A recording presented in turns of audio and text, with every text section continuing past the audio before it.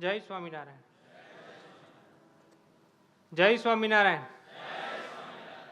જય સ્વામિનારાયણ. બસ આવો જુસ્સાથી જ બોલવું જોઈએ.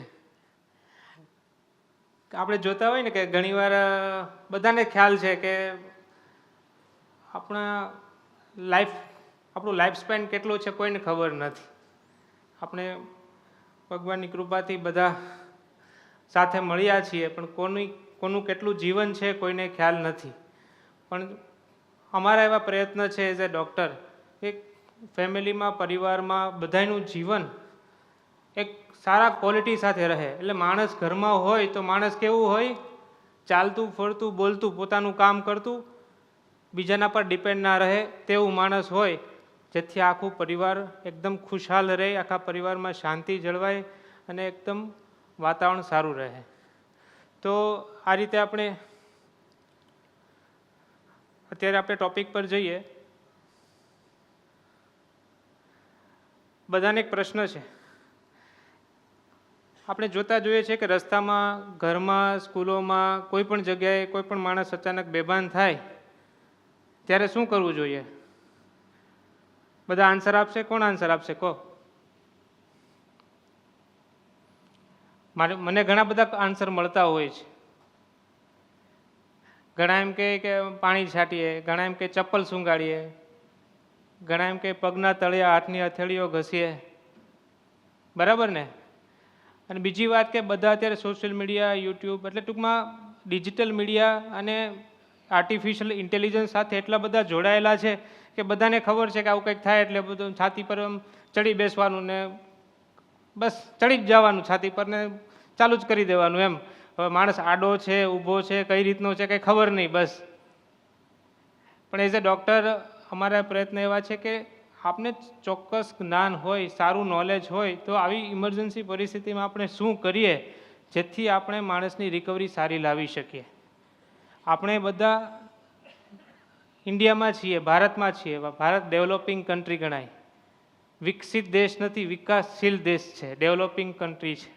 એટલે આપણી બધી જે લિમિટેશન્સ હોય છે, આપણે જેટલું નોલેજ, જેટલું સાયન્સ છે એ બધું યુઝલી વેસ્ટર્ન એટલે કે બીજા બધા દેશોમાંથી આવે છે, કે ત્યાં બધી સુવિધા એકદમ સારી છે, ઇમરજન્સી સર્વિસ સારી છે, બધી ફેસિલિટી મળી રહે છે. વિડીયો આ દેખાય ને? આપણું હૃદય આ રીતનું જ હોય, બધાની મુઠ્ઠી જેટલું હોય, આ રીતે પમ્પિંગ થાય, આપણું લોહીનું સર્ક્યુલેશન થતું હોય છે. આમાં જે રીતે બતાવ્યું પ્રમાણે આ હૃદય 4 મિનિટ કરતાં વધારે અટકી જાય, બંધ પડી જાય, તો આપણા મગજને લોહી મળતું બંધ થઈ જાય. બરાબર ને? આપણું હૃદય, કોઈનું પણ માણસનું હૃદય બંધ થાય, 4 મિનિટ કરતાં વધારે સમય જાય એટલે મગજને લોહી મળતું બંધ થવા મળે. કારણ કે આપણું મગજ, હૃદય અને ફેફસા 3 અવયવ એવા છે, ક્રિટિકલ ઇમરજન્સીમાં એવું કહેવાય કે આપણા લાઈફ સેવિંગ ઓર્ગનમાં 3 જ અવયવ છે, હૃદય, મગજ અને ફેફસા, જ્યાં આખું સર્ક્યુલેશન થતું હોય લોહીનું. આપણું હૃદય, મગજ અને ફેફસા વર્કિંગ પ્રોપર હોય તો માણસને ભલે લાંબો સમય કંઈ તકલીફ રહે પણ પાછું સાજું થઈ જતું હોય છે. તો આ હૃદય 4 મિનિટ કરતાં વધારે બંધ થાય તો મગજમાં લોહીનું સર્ક્યુલેશન ઓછું થઈ જાય, મગજના કોષો ડેમેજ થવા મળે. અને હૃદય બંધ થવાના 8 થી 10 મિનિટ પછીના સમયમાં જો 8 થી 10 મિનિટ કરતાં વધારે સમય જતો રહે તો મગજ અને હૃદય જેવા અવયવમાં મેજર ચેન્જીસ આવવા મળે. એટલે કે માણસ લાઈફ લોંગ કોમામાં જવાની શક્યતા વધી જાય. મારા 2017થી સુરતમાં પ્રેક્ટિસ કરું છું as a consultant critical care chest physician. અમે ઘણા બધા એવા દર્દીઓ જોઈએ છીએ. ઘણાના ઘરમાં એવા માણસ હોય કે જે કોમેટોઝ હોય અથવા સેમી કોમામાં હોય, કે જે એવા માણસ હોય કે આપણે એમ બોલાવીએ તો આપણી સામું જોવે પણ કોઈ રિસ્પોન્સ ના આપે. એને બગાસા આવે, ખાંસી આવે, છીકો આવે પણ કોઈ રિસ્પોન્સ ના આપે. એને મેડિકલી ભાષામાં વેજીટેટિવ સ્ટેટ કહેવાય, કે જીવન છે પણ ક્વોલિટી કંઈ નથી, કંઈ લાઈફ સાયન્સ બીજા કોઈ જ નથી, કોઈ એક્સપ્રેશન્સ બીજા કોઈ નથી. તો આ રીતનું વ્યક્તિ ઘરમાં હોય તો કેટલી મુશ્કેલી હોય. કારણ કે એક માણસને, કોઈના ઘરમાં કોઈ માણસને પેરાલિસિસ આવ્યું હોય, આમાંથી ઘણા લોકોના ઘરમાં, ઘણાના પાડોશમાં ઘણાને પેરાલિસિસ આવ્યું હશે, તમને ખ્યાલ હશે કે એને સાચવવા માટે 3 જણાને ઘરમાં રહેવું પડે, ઘણાને રાત્રે જાગવું પડે, હોસ્પિટલ લઈ જવા માટે એમ્બ્યુલન્સની સુવિધા કરવી પડે, કોઈને ગાડીમાં જવું પડે. આ બધી ઘણી બધી મુશ્કેલીઓ થતી હોય છે. તો કોઈ પણ માણસનું જ્યારે હૃદય બંધ થાય ત્યારે 8 થી 10 મિનિટનો બહુ જ અગત્યનો સમય હોય છે. એમાં જો છાતીનું પમ્પિંગ એટલે કે ક્વોલિટી ચેસ્ટ કમ્પ્રેશન આપવામાં આવે તો માણસની લાઈફ આપણે બચાવી શકીએ. 2015માં IIM શિલોંગમાં લેક્ચર દરમિયાન ડૉક્ટર APJ અબ્દુલ કલામ આ રીતે જ લેક્ચર લેતા હતા અને ઢળી પડ્યા. ત્યારના ડૉક્ટરોનું ICMRની ટીમનું તારણ એવું છે કે એમને કોઈએ છાતીનું પમ્પિંગ નહોતું આપ્યું, ડાયરેક્ટ જ હોસ્પિટલમાં લઈ ગયા હતા અને એમને મૃત ઘોષિત કર્યા હતા. એટલે આપણા દેશમાં કેટલી અવેરનેસ ઓછી છે એ આપણે જોઈ શકીએ. આ જ રીતે 2021માં સાઉથના સુપરસ્ટાર કૃષ્ણકુમાર અપ્પુ કરીને જેનું નામ છે પુનિત કુમાર, એમને અચાનક જ જીમમાં વર્કઆઉટ વખતે હૃદય બંધ થયું અને તેમને પણ બધા ઉતાવળ કરવા લાગ્યા, હોસ્પિટલ પર લઈ ગયા, પણ હોસ્પિટલ પર પહોંચ્યા ત્યારે ઘણો સમય જતો રહ્યો હતો. જે મેં વાત કરી કે 8 થી 10 મિનિટનો સમય બહુ જ અગત્યનો છે. 8 થી 10 મિનિટનો સમય જતો રહે, કોઈ છાતીનું પમ્પિંગ ના આપે, કોઈ આર્ટિફિશિયલ હાર્ટ પમ્પિંગ કહેવાય જેને, છાતીનું પમ્પિંગ ના કરે અને ટાઈમ જતો રહે તો પછી કંઈ મળતું નથી અને આપણે કોઈને બચાવી નથી શકતા. આ જ રીતે સુપરસ્ટાર કૃષ્ણકુમાર કે સિંગર બધા જ ઓળખતા હશે, બધાને ખબર હશે. આ એરામાં કે સિંગર ઘણા ફેમસ હતા. કલકત્તામાં ફંક્શન વખતે એમને ગભરામણ થવા મળી, છાતી પર દબાણ આવવા મળ્યું. એમ્બ્યુલન્સ એટલે એમની કારમાં એમને ફટાફટ બધા ઉતાવળ કરીને હોસ્પિટલ પહોંચાડવાની કોશિશ કરવા લાગે. રસ્તામાં એમને ઉલટી થઈ, વોમિટ થઈ, બેભાન થઈ ગયા. કોઈએ જ છાતીનું પમ્પિંગ નહોતું આપ્યું, કોઈ એમના ધબકારાનું અસેસમેન્ટ નહોતું કર્યું, એમના શ્વાસ ચાલે છે એવું કોઈ જોયું નહોતું. હોસ્પિટલ પર પહોંચ્યા, 1 થી 1.5 કલાકની ડૉક્ટરોએ મહેનત કરી પણ પરિણામ કશું નહીં મળ્યું. હિન્દુસ્તાન ટાઈમમાં પણ એક આર્ટિકલમાં દિવસે ને દિવસે અટેકનું પ્રમાણ વધતું જાય છે. નાની ઉંમરે પણ ઘણા લોકોનું અટેકનું પ્રમાણ વધતું જાય છે, તે દર્શાવવામાં આવેલું છે. આ તમે જોઈ શકો છો ડેવલપ કન્ટ્રીમાં, જે અમેરિકામાં આ રીતે બોક્સરનું માર્ક કિંગસન છે, એમનું અચાનક જ બોક્સિંગ કરતાં હૃદય બંધ થયું તો એમના જે સાથી છે એમણે છાતીનું પમ્પિંગ ચેસ્ટ કમ્પ્રેશન ચાલુ કર્યું. આ લાઈવ ફૂટેજ છે જીમમાં કસરત વખતે.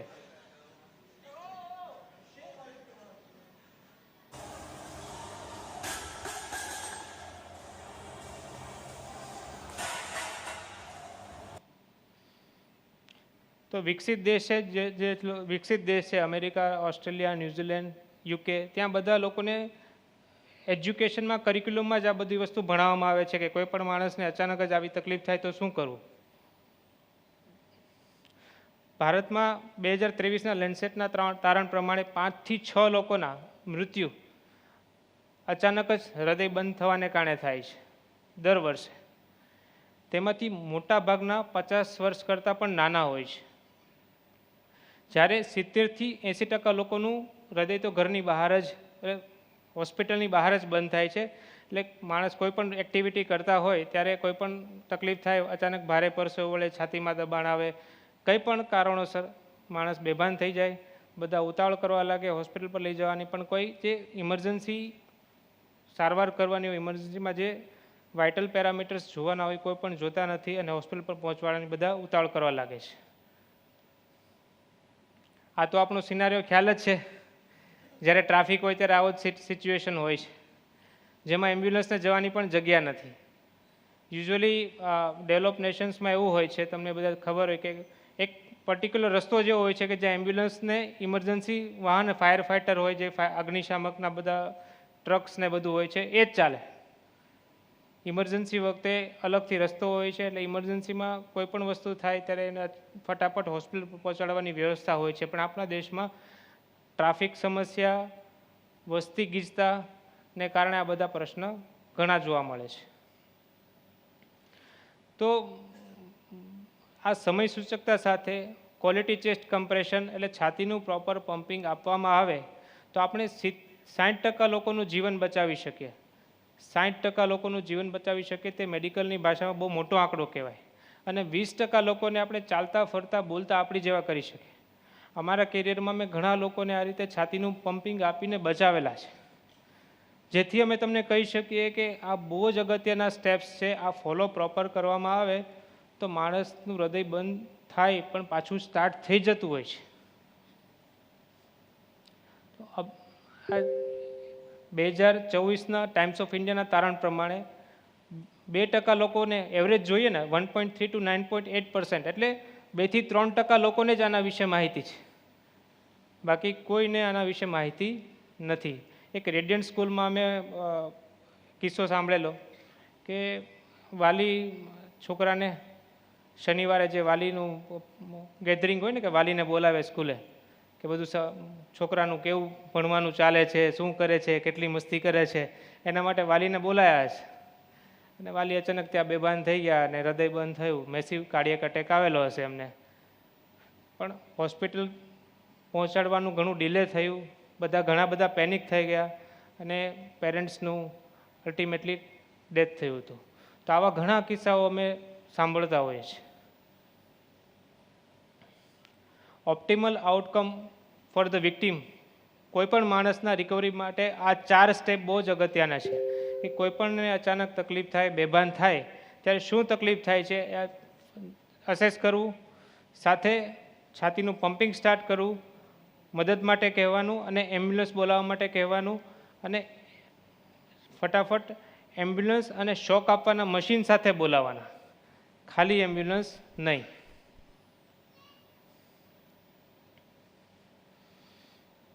આ તમે જોઈ શકો છો 3D કે આ રીતે આપણે છાતીના વચ્ચેના હાડકા પર પમ્પિંગ આપીએ જેથી હૃદયનું આર્ટિફિશિયલ પમ્પિંગ થતું હોય છે. આ જે પમ્પિંગ છે એની ડેપ્થ, એની જે ઊંડાઈ હોય 5 થી 6 સેન્ટીમીટર રાખવાની હોય છે અને એની સ્પીડ 100 થી 120 પર મિનિટ રાખવાની હોય છે. આપણે જે નોર્મલ હાર્ટબીટ આપણા 70 થી 100 વચ્ચે હોય, પણ આ વખતે આપણે 100 થી 120 પર મિનિટ કમ્પ્રેશન રેટ રાખવાનો હોય છે.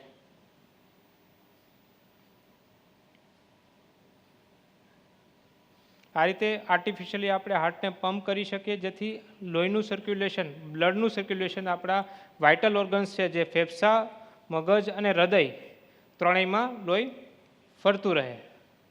એટલે આપણે જોયું કે આ 5 અગત્યના સ્ટેપ્સ છે. તો આપણે પહેલા સ્ટેપમાં ખાસ વાત કરી કે જગ્યા સેફ છે કે નહીં, કારણ કે કોઈ પણ રોડમાં રસ્તા પર વ્હીકલ બધા પસાર થતા હોય, ક્યાંય હેવી ઇલેક્ટ્રિસિટી પસાર થતી હોય, ક્યાંય પાણી ભરાયું હોય, કોઈ એવી જગ્યાએ હોય જ્યાંથી માણસને સમથળ એટલે સીધી ફ્લેટ જગ્યા પર ખસેડી દેવાનું, બરાબર. એટલે જગ્યા સેફ છે કે નહીં, first step. Second step, assess for the response. Hello sir, hello sir, hello sir. આપણે કેમ જોશથી બોલ્યા જય સ્વામિનારાયણ, એ રીતે જોશથી કહેવાનું. ઘણીવાર શુગર લો થયું હોય, થોડી વાર માટે ચક્કર આવી ગયા હોય, થોડી વાર માટે માણસ બેભાન થયું હોય તો તરત ભાનમાં આવી જાય, બરાબર. એટલે વ્યવસ્થિત કહેવાનું, મહેશભાઈ, મહેશભાઈ, મહેશભાઈ. એટલે અસેસ ફોર ધ રિસ્પોન્સ. પછી આપણે થર્ડ સ્ટેપ એટલે મદદ માટે કહેવાનું અને સાથે એમ્બ્યુલન્સ અને શોક આપવાના મશીન માટે પણ કહેવાનું. મદદ માટે કહેવાનું વ્યવસ્થિત કે ભાઈ મદદ માટે એમ્બ્યુલન્સ બોલાવો અને શોક આપવાનું મશીન હોય તો વધારે સારું. તો થર્ડ સ્ટેપ. ચોથા સ્ટેપમાં check for the pulse and breathing. એટલે બધા આપણે અહીંયા જુઓ, આપણા વચ્ચે જુઓ ને આ જે દેખાય છે ને બધાને સેન્ટરમાં, એ શ્વાસ નળી છે બધાની, બરાબર. શ્વાસ નળીથી કોઈ પણ એક બાજુ આપણે આ આંગળી સરકાવીએ તો અહીંયા એક સ્નાયુ હોય છે ક્રોસમાં, અહીંયા વચ્ચે ખાડો હોય, બરાબર ને. શ્વાસ નળીથી આપણે એમ સેન્ટરમાંથી એક બાજુ જઈએ તો ખાડો હોય છે. તો એ ખાડામાં આપણે આપણા પોતાના ધબકારા, જેને સેન્ટ્રલ પલ્સ કહેવાય, જેને કેરોટિડ આર્ટરી કહેવાય, જે મેઇન ધમની છે, જે હૃદયમાંથી મગજ સુધી લોહીનું સર્ક્યુલેશન પહોંચાડતી ધમની છે, એ આપણે ખ્યાલ આવે.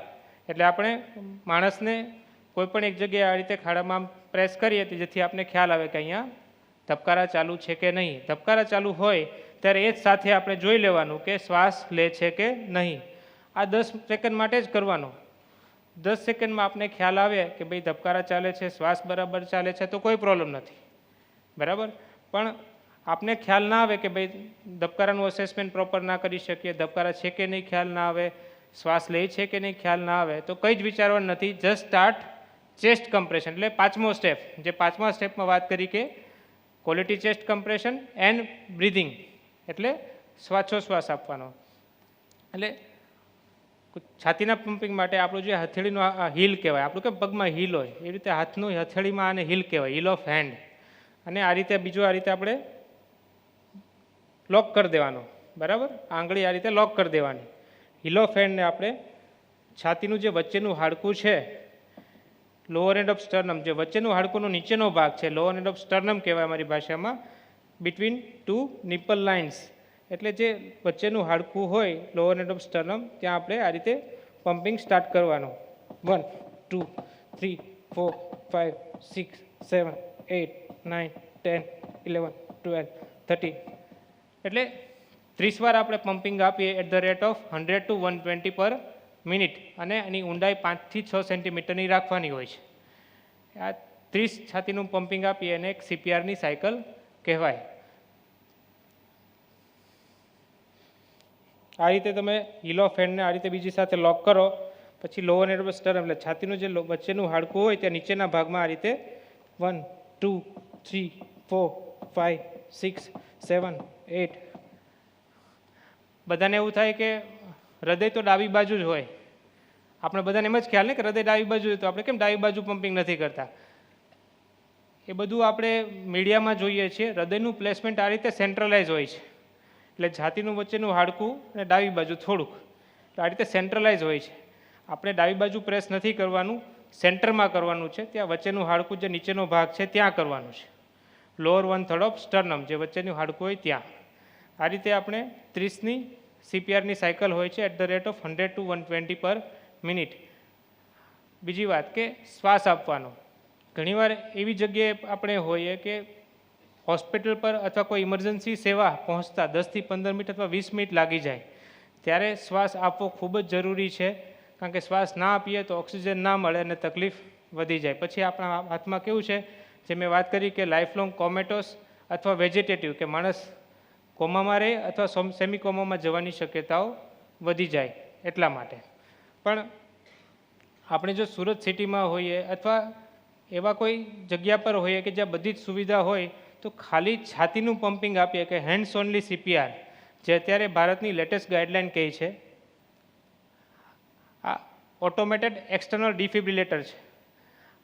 મેં જે વાત કરી કે ડેવલપ કન્ટ્રીઝ છે, જે ઓસ્ટ્રેલિયા, અમેરિકા, UK, ત્યાં દર 500 મીટરે, દર અડધા કિલોમીટરે આ મશીન હોય છે, જેને ઓટોમેટેડ એક્સટર્નલ ડિફિબ્રિલેટર કહેવાય. ઘણીવાર આપણે હાર્ટ કેવું છે કે મેં તમને કીધું ને, આ રીતે આમ પમ્પિંગ થતું હોય, પણ ઘણાને અટેક આવે, ઘણાને કોઈ પણ કારણોસર હાથનું મુવમેન્ટ આવી થવા મળે, આમ જર્ક મારવા મળે, હાર્ટ ધ્રુજારી થઈ જાય, એમ કહેવાય ને, ટ્રેમરિંગ થવા મળે, જે રીતે આપણે સાદી ભાષામાં કહીએ. તો આવી જ્યારે રિધમ આવતી હોય ને, ત્યારે રિધમને બેલેન્સ કરવા માટે શોક આપવો પડે. તો કેવું શોક આપે એટલે જ્યારે મુવમેન્ટ થતી હોય એ બંધ થઈ જાય, પછી હાર્ટ પોતે પાછું નોર્મલ ટોનમાં નોર્મલ પમ્પિંગ ચાલુ થઈ જાય. તો આવા વખતે આપણે શોક આપવો ખૂબ જ જરૂરી હોય છે. ખાલી છાતીના પમ્પિંગથી 100% રિકવરી મળતી નથી. આપણે ત્યાં આ શોકના મશીનની અવેલેબિલિટી બધે હોતી નથી, પણ જો શોકનું મશીન નજીકમાં હોય ને મળી જાય તો બહુ જ સારું પડે. જે મેં તમને વાત કરી કે લેટેસ્ટ ઇન્ડિયાની ગાઈડલાઇન પ્રમાણે કે ચેસ્ટ કમ્પ્રેશન ઓનલી, એટલે હેન્ડ્સ ઓનલી CPR, એટલે કંઈ પણ આવી ઇવેન્ટ થાય તો એક જ વસ્તુ યાદ રાખવાની કે સ્ટેપ પ્રમાણે કે સેફ પ્લેસ પર લઈ જવાના, રિસ્પોન્સનો અસેસ કરવાનું વ્યવસ્થિત, મદદ માટે કહેવાનું, સાથે એમ્બ્યુલન્સ અને શોક આપવાના મશીન માટે કહેવાનું, અને 100 થી 120 પર મિનિટના રેટથી છાતીનું પમ્પિંગ સ્ટાર્ટ કરી દેવાનું. આ રીતે 30 વાર કમ્પ્રેશન આપી અને અસેસમેન્ટ કરતા રહેવાનું હોય છે કે ધબકારા અને શ્વાસનું કઈ રીતનું છે. યુઝ્યુઅલી 2 મિનિટ સુધી આપણે કોઈ પણ વ્યક્તિ 2 મિનિટ સુધી પમ્પિંગ આપી શકે, પછી થાકી જવાય. તો કોઈ આપણી સાથે હોય એમને રિપ્લેસમેન્ટ માટે કહેવું પડે કે તમે હવે પમ્પિંગ આપો, બાકીનું કામ હું કરું છું. આપણે કોઈ માણસને જોયું કે બેભાન છે હા આપણે અસેસ કર્યું કે ધબકારા છે, શ્વાસ છે તો કોઈ પ્રોબ્લેમ નથી, અથવા આપણે એવું થયું કે ભાઈ છાતીનું પમ્પિંગ આપ્યું, શ્વાસ આપ્યો અને માણસના ધબકારા આવી ગયા, માણસ થોડું થોડું ભાનમાં આવી ગયું, શ્વાસ લેવા મળ્યું. તો વ્યક્તિ જો શ્વાસ લેવા મળે તો આપણે બધાને એમ જ હોય ને કે આપણે ઉચકીને આપણે ડાયરેક્ટ હોસ્પિટલ પર પહોંચાડી દઈએ, બરાબર. પણ યુઝ્યુઅલી ઘણીવાર એવું થયું હોય કે માણસ જ્યારે બેભાન થયું હોય ત્યારે ભારે ચક્કર આવ્યા હોય, વોમિટ થયો હોય, ઉલટી થયો હોય. ઘણીવાર આપણે બહાર જોઈએ કે કોઈના મોઢામાં માવો ખાતા હોય ને માવો ફસાયેલો હોય. તો આ રીતે જો કોઈ માણસને છતાં હોસ્પિટલ પર લઈ જઈએ તો ઓક્સિજન મળતું નથી માણસને અને લાઈફ લોંગ સેમી કોમા અથવા કોમામાં જવાના ચાન્સ ખૂબ જ વધી જતા હોય છે. તો આવા સિચ્યુએશનમાં જ્યારે આપણે ખ્યાલ આવે કે એમના ધબકારા ચાલુ છે, શ્વાસ ચાલુ છે, તો આપણે તેમને મેં આ પોઝિશન બતાવી રિકવરી પોઝિશન, એ રિકવરી પોઝિશનમાં હોસ્પિટલ પર ટ્રાન્સફર કરવા જોઈએ. રિકવરી પોઝિશન એકદમ સિમ્પલ હોય છે કે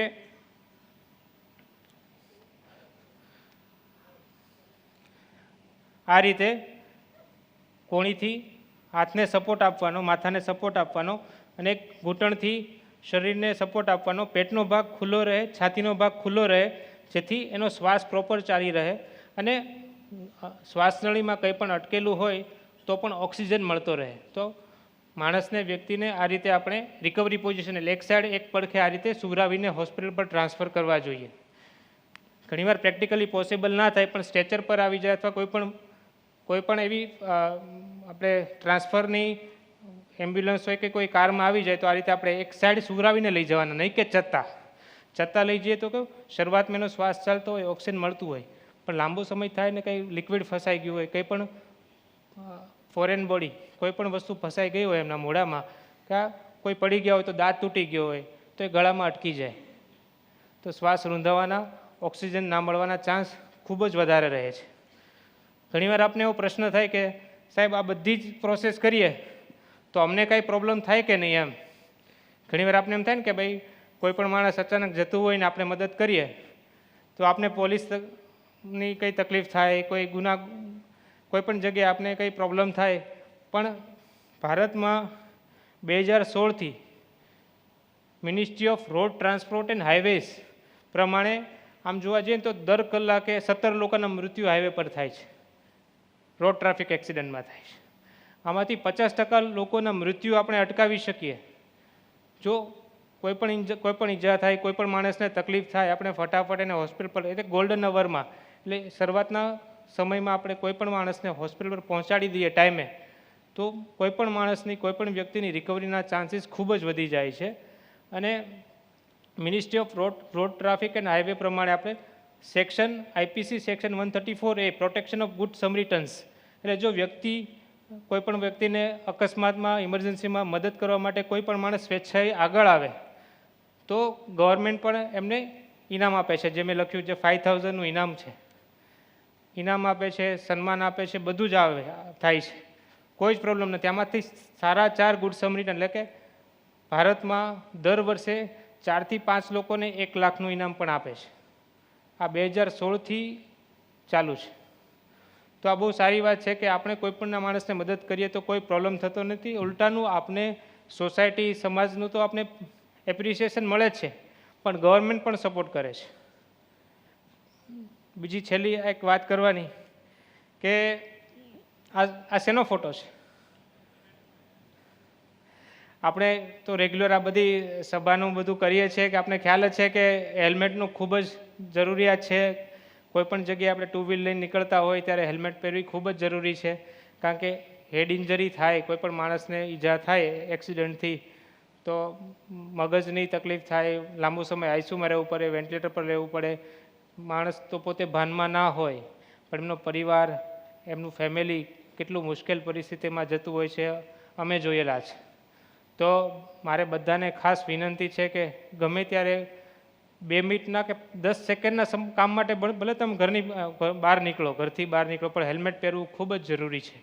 અને બીજી વસ્તુ અમે પણ જોઈએ છીએ કે યુઝ્યુઅલી તમે મેટ્રો સિટીમાં જાઓ ને ત્યારે કાર ચલાવવાની અને 2 વ્હીલ ચલાવવાની અલગ અલગ લાઇન્સ હોય છે.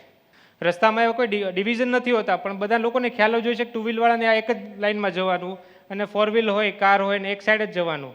તો આ રીતે આપણે જઈએ તો એક્સિડન્ટ થવાના, કોઈ પણ જીવલેણ અકસ્માત થવાના ચાન્સીસ ખૂબ જ ઓછા થતા હોય છે. તો આ સાથે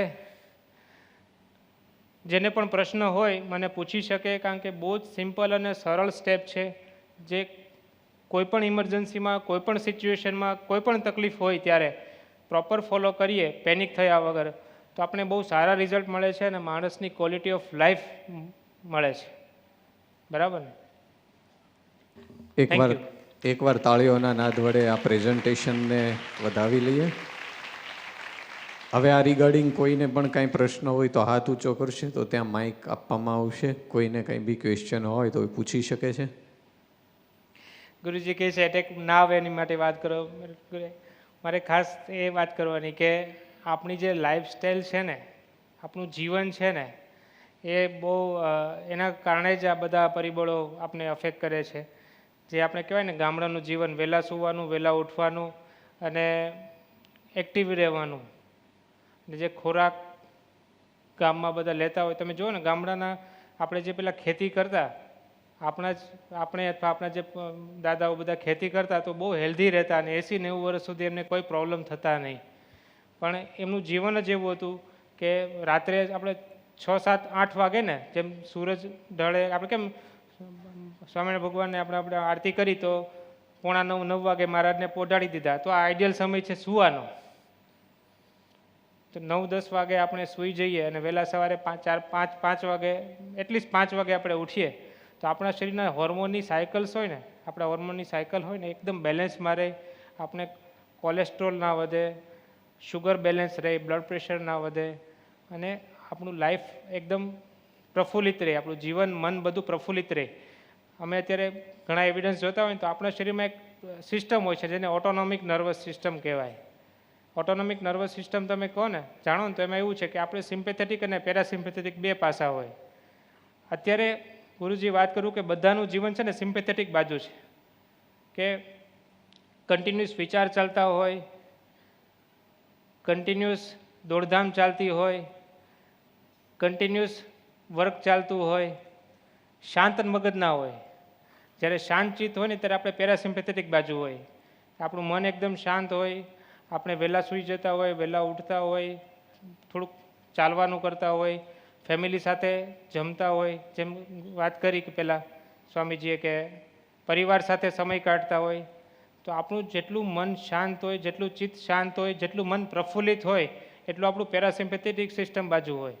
તો પેરાસિમ્પેથિક બાજુ સિસ્ટમ બાજુ આપણી શરીર ચાલતું હોય ને ત્યારે આપણે કઈ બીમારી, કઈ રોગ થવાની શક્યતાઓ એકદમ ઝીરો થઈ જાય છે. પણ જો સિમ્પેથેટિક બાજુ લાંબો સમય ચાલતા રહે ને, જે આજના યુવાન છે, જે આજનું જનરેશન આપણે જોવા જઈએ કે ભાઈ કન્ટિન્યુઅસલી મોબાઈલમાં જોવાનું, આમ ચેન ના પડે મોબાઈલ સામે જોયા વગર, એમ કે અંદર શું ચાલે છે, કોઈનો મેસેજ નથી થઈ ગયો ને, અથવા કોઈ બહાર જઈને આઈસ્ક્રીમ ખાધો હોય ને ફોટો પાડીને મૂક્યો હોય તો એને થાય કે મને કેમ ના લઈ ગયા. એને સિમ્પેથેટિક સિસ્ટમ એક્ટિવ કહેવાય. સિમ્પેથેટિક સિસ્ટમ જેટલું એક્ટિવ હોય ને એટલે આપણા ધબકારા વધારે હોય, આપણા વિચાર વધારે ચાલે, આપણો પરસેવો વધારે વળે, આપણે થાક વધારે લાગે. તો આ બધો પ્રશ્ન થાય ત્યારે આપણે એટેક આવવાના ચાન્સ વધી જતા હોય છે નાની યંગ જનરેશનમાં. બાકી 60-70 વર્ષે જે ડાયાબિટીસ, કોલેસ્ટ્રોલના બધા પ્રશ્નને કારણે અથવા કોઈ આનુવંશિક તકલીફને કારણે એટેક આવતા હોય છે એ આપણે ખ્યાલ છે. પણ યંગ જનરેશનમાં વધારે એટેક આવવાનું, વધારે આ પ્રોબ્લેમ્સ થવાના કારણ આમાંનું એક છે, જે આપણી જીવનશૈલી. જય સ્વામિનારાયણ. તો આપણે પમ્પિંગ કરીએ ને પછી તમે ઓક્સિજનનું કીધું તો મોઢામાં ફૂંક મારવાની? હા, એટલે એ મેં તમને એટલા માટે વાત કરી કે મોઢામાં ફૂંક નથી મારતા. યુઝ્યુઅલી કેવું છે કે ઉપર આપણી પાસે રૂમાલ હોય, કંઈ પણ કપડું હોય તો મોઢા પર મૂકીને પછી આપણે શ્વાસ આપવાનો હોય છે. પણ એ પ્રેક્ટિકલી ક્યારે કે આપણે ખ્યાલ છે કે આપણે બહુ ટાઈમ લાગે એવો છે, હોસ્પિટલ પર પહોંચવાનું 15 થી 20 મિનિટ જતી રહે એમ છે, ત્યારે જ આપણે આ સ્ટેપ ફોલો કરતા હોય છે. પણ યુઝ્યુઅલી અત્યારની લેટેસ્ટ ગાઈડલાઇન પ્રમાણે આપણે જો મેટ્રો મેગાસિટીમાં બધે હોઈએ અને હોસ્પિટલ નજીક હોય, સુવિધા નજીક હોય, તો ખાલી છાતીનું પમ્પિંગ એટલે ચેસ્ટ કમ્પ્રેશન આપીએ તો પણ કોઈ પ્રોબ્લેમ થતો નથી. જય સ્વામિનારાયણ. જય સ્વામિનારાયણ. તો કોઈ પણ દર્દીને એટેક આવે પછી તે ચાલી એક એવી પરિસ્થિતિમાં હોય તો એને ચાલીને લઈ જવાય વાહન સુધી, કે પછી એને જોળીમાં નાખીને જ લઈ જવાય? એટલે કન્ડિશન પ્રમાણે હોય છે. ઘણા એવા પેશન્ટ પણ હોય છે કે 5-5 દિવસ સુધી ગભરામણ, છાતીનું દુખાવો રહેતો હોય અને પછી અમારી પાસે આવ્યો ત્યારે ખ્યાલ આવે કે ભાઈ 3-4 દિવસથી એમને એટેકનો પ્રોબ્લેમ હતો. આપણા શરીરમાં એવું છે કે કંઈ પણ તકલીફ થાય ને, જ્યારે એકદમ વધારે તકલીફ થાય ત્યાં સુધી શરીર જણાવતું નથી. ઘણીવાર આપણી પાસે અમારી પાસે કોઈ દર્દી આવે તો કંઈ પ્રોબ્લેમ ના હોય, બસ 2-3 કિલો વજન ઘટેલું હોય, થાક લાગતો હોય, અમે શુગર કરીએ તો 350 શુગર આવે. તો એના શરીરે જ્યાં સુધી 300, 250, 350 શુગર આવતું હતું ત્યાં સુધી બેલેન્સ કરી રાખ્યું હતું. પછી એને એનાથી વધારે શુગર થયું ત્યારે એને તકલીફ જણાણી. તો આ ઇન્ડિવિજ્યુઅલ પરસેપ્શન છે કે માણસને કેટલી તકલીફ છે.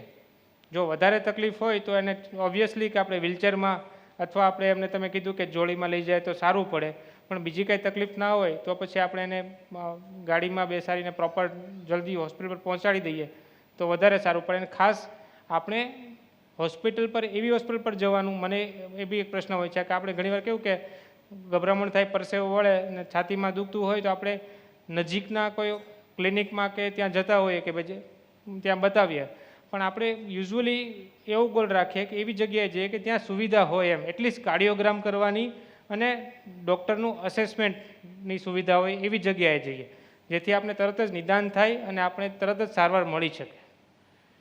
ઘણીવાર સારવાર ટાઈમે ના મળે એના અભાવે પણ આવા ઇન્સિડન્ટ્સ વધારે બનતા હોય છે.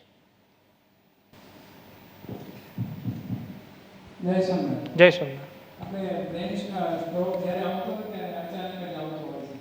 તો એને કોઈ લક્ષણ એવા હોય કે જેના કારણે કોઈ ખ્યાલ આવે કોઈ એટેકની શરૂઆત છે કે ટાઈમસર ટ્રીટમેન્ટ હોસ્પિટલ પહોંચી શકે કે કોઈને જાણ કરી શકે કે મને અત્યારે એની અસર થઈ છે તો મને મેડિકલ સારવાર લઈ જઈ શકાય. એટલે બ્રેન સ્ટ્રોકમાં છે ને, તમે કીધું ઘણી રાઈટ છે કે આપણે શરૂઆતમાં 2 પ્રકારના હોય. એક તો માણસને મગજમાં બ્લીડિંગ થઈ જાય જેને હેમરેજિક સ્ટ્રોક કહેવાય, અને કોઈને એમ થાય કે ભાઈ અચાનક જ લોહીનું સર્ક્યુલેશન હોય ત્યાં બ્લોક થઈ જાય. જેમ કે હાર્ટ એટેક આવે તો હાર્ટની નસોમાં બ્લોક થઈ જાય એટલે હાર્ટ એટેક આવે. એવી રીતે બ્રેનમાં પણ સેમ જ કે બ્રેનની નસોમાં લોહી મળતું ક્યાંય બંધ થઈ જાય એટલે બ્રેન સ્ટ્રોક આવે. બ્રેન સ્ટ્રોકમાં કેવું છે કે અલગ અલગ હોય કે યુઝ્યુઅલી આપણે કેવું છે કે બોલવામાં થોથરાશ થાય, ચાલવામાં ઇમ્બેલેન્સ લાગે, કોઈ એક હાથમાં અને પગમાં, કોઈ એક સાઈડ હાથ અને પગમાં ખાલી થવા મળે, નબળાઈ આવી જાય, તાકાત ઓછી થઈ જાય.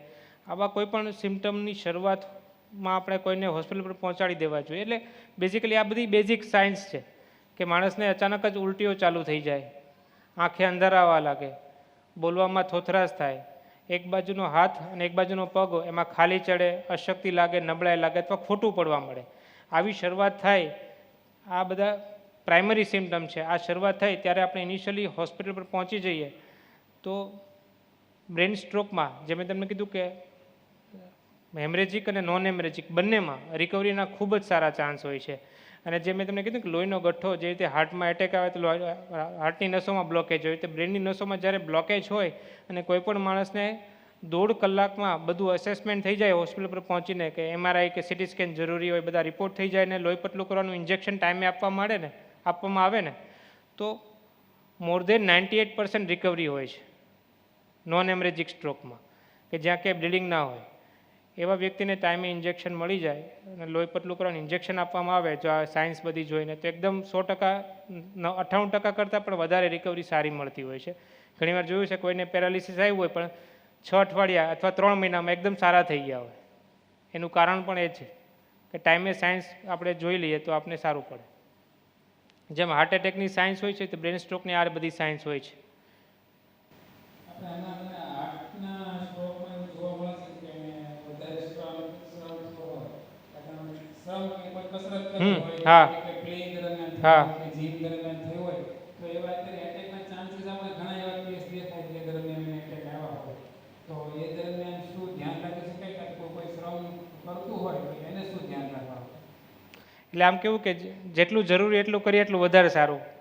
આમ જોવા જઈએ કે બધા યુઝ્યુઅલી જે મીડિયા માધ્યમથી આપણને એમ લાગે કે આપણી બહુ સારી બોડી હોય કે સારી એનર્જી હોય કે સારું શરીર હોય તો આપણે બહુ પેલા કહેવાય કે પેલા મેનિયામાં જીવતા હોય કે એકદમ હું સ્વસ્થ છું, હું તંદુરસ્ત છું.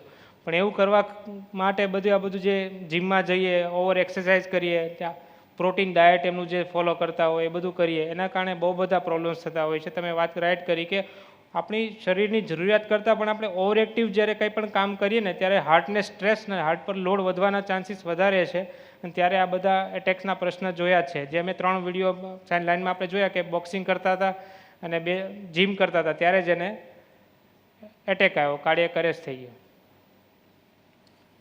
જય સ્વામિનારાયણ. જય સ્વામિનારાયણ. સર, ઘરે જ ક્યારેક એવો જે પ્રસંગ બનતો હોય કે આ પેરાલિસિસ અથવા હાર્ટ એટેક આવે ત્યારે જે ઘરે પ્રાઇમરી કોઈ એવી મેડિસિન જેમ કે સોર્બિટ્રેટ ઘણી વખતે આપવામાં આવે અથવા ઇકોસ્પ્રિન તો આપીને એમને હોસ્પિટલ સુધી પહોંચાડી શકાય? હા, એટલે સોર્બિટ્રેટ પહેલાં યુઝ થતી, પણ છેલ્લા લગભગ અમે જ્યારથી જાણ્યું ત્યારથી લગભગ છેલ્લા 20 થી 25 વર્ષની લેટેસ્ટ ગાઈડલાઇન પ્રમાણે સોર્બિટ્રેટનો યુઝ નથી કરવાનો. કારણ કે હાર્ટના એટેકમાં અલગ અલગ એટેક્સ હોય છે, અલગ અલગ નસો બ્લોક થયેલી હોય છે. ઘણાને આગળની નસ બ્લોક થઈ હોય, ઘણાને એક સાઈડની નસ બ્લોક થઈ હોય, ઘણાને એક પાછળની નસ બ્લોક થઈ હોય. ઘણીવાર હૃદયની નીચેની દિવાલ હોય ને, ઇન્ફિરિયર વોલ એમઆઈ કહેવાય, નીચેની દિવાલ હોય, ત્યારે બ્લડ પ્રેશર એકદમ લો થઈ જાય, ધબકારા એકદમ ઓછા થઈ જાય. એવા સંજોગોમાં તમે સોર્બિટ્રેટ આપો ને તો જે માણસ હોસ્પિટલ પર પહોંચવાનો હશે ને એ ઘરે જ ખલાસ થઈ જશે. તો આના માટે એવી કોઈ દવા સજેસ્ટ કે સર ઘરેથી એમને જે હોસ્પિટલ પહોંચવા સુધીનો ટાઈમ મળે? ઘરેથી હોસ્પિટલ પહોંચવા સુધીનો ટાઈમ મળે ત્યાં સુધી એવી દવા મેજર એવી કોઈ મેડિસિન નથી.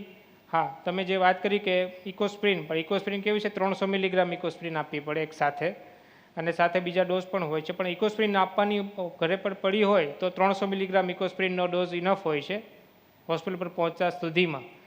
પણ ખાસ કે માણસ ભાનમાં હોય, ધબકારા શ્વાસ ચાલતા હોય તો ઘરે બહુ ટાઈમ લીધા વગર હોસ્પિટલ પર પહોંચવું ખૂબ જ જરૂરી છે આવા સંજોગોમાં.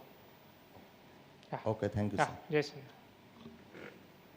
એટેક આવે તો દવા લેવાનો ટાઈમ ક્યાં રહે ભાઈ?